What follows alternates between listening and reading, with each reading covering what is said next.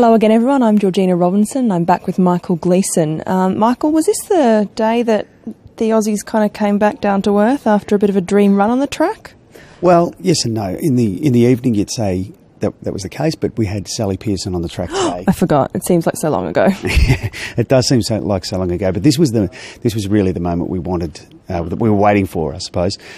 Sally got out on the track, dispelled any suggestion that there was an injury or a concern over her form coming out of Crystal Palace, where she had the tumble and then she lost. She not only dispelled those rumours, she absolutely put them completely to bed. She ran the fastest time in a heat in Olympic history, 12:57, and she came off beaming and admitting that she was more nervous than normal. It was Olympics, and she's been building to this since she obviously won silver and announced herself to the world. But Sharon Hannon, also her coach, was thrilled that she was able to not only win but record such a fast time, because she said that's really important with Sally, that she has that in her own mind that she's not only done it but she is the quickest. I asked her a few times just to use that race this morning as a feel for the track. It was really important that she just got the feel in and the eye in, and she did that, so that's pretty good. I'm not nervous anymore. I was sick this morning.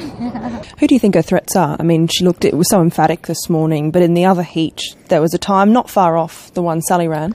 Yeah, Lolo Jones has run the second quickest time. She obviously had the quickest time going into Beijing, stumbled at the second to last hurdle, and really we haven't seen much of her since.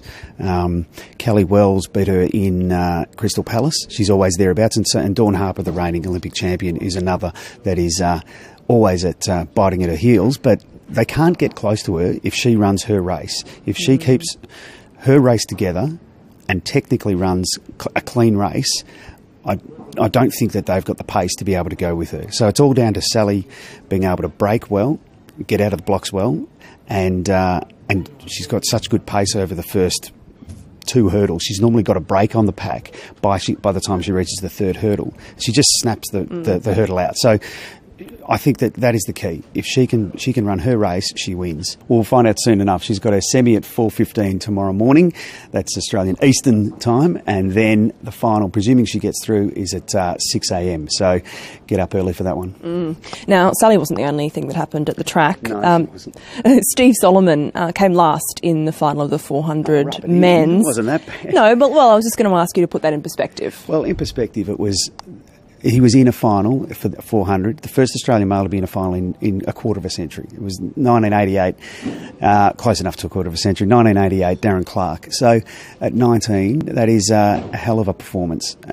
He trailed in at the back of the field, but that was an incredible performance, given he was a player, given he was an athlete that even some of his relay teammates didn't think should be running the individual race. So really exciting for him. Disappointment for Alana Boyd. She jumped 4:76, the national record, earlier this year. Just couldn't find that sort of form tonight. It was a really tricky night with the winds, which is a difficult one for looking ahead for Steve Hooker, because we've had Mitch Watt battling winds. The jumpers are all finding this tricky wind in the stadium. He was running into a headwind. She had a crosswind and a headwind that she was running into. It made it really awkward for the jumpers. So, for someone who's battling confidence and the yips, well, wind isn't what you want. But look, she bowed out early, 4:76 as it goes. If she could have found that form, would have got a gold medal tonight. The jump was at 4:75. Them's the breaks. What else is up Wednesday morning? Yeah, well, we've got Kim Mickle is throwing the javelin tomorrow morning. We've got Henry Frayne in the triple jump. And there's this Jamaican athlete that's not too bad. He's running the 200 later in the morning. Who? That's a guy called Usain Bolt. Not bad, pretty quick. Great. Well, may as well give that a look. See you then.